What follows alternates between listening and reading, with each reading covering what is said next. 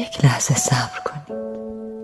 عشقتان را تمام قد، تأکید میکنم تمام قد، بیاورید جلوی چشمتان. کسی که با تمامیت خودش توانسته تمام شما را به عقد و عهد خویش درآورد، کسی که درگیرتان کرده.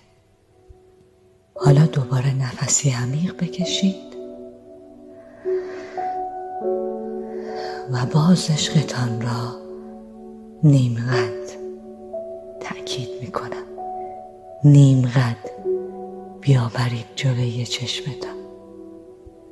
من فکر نمی کنم چیزی از تمامیتش کم شده باشه، که قد و قواره زندگی فقط برازنده قد و قواره های رعنا نیست و بس.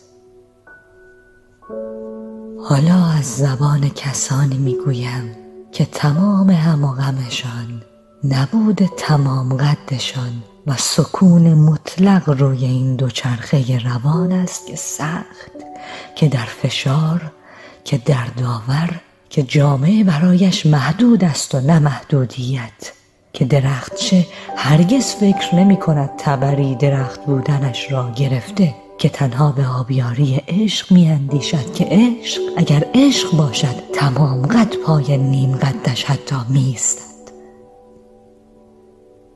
و حالا اینجای ماجرا زبان حال کسانی را می گویم که سد معبر عشقشان نداشتن قوه محرکه آدمهای معمولی است.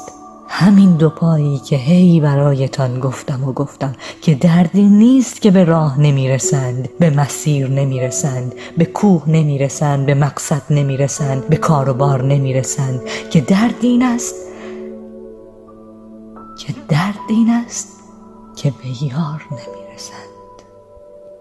که این دوچرخه روان نه با دو پا، که با دو دست رسیدنشان را گرفته و ول نمی کند. یک لحظه، فقط یک لحظه فکر کنید به نیم قد عشقتان. تمامیتش تمام می شود.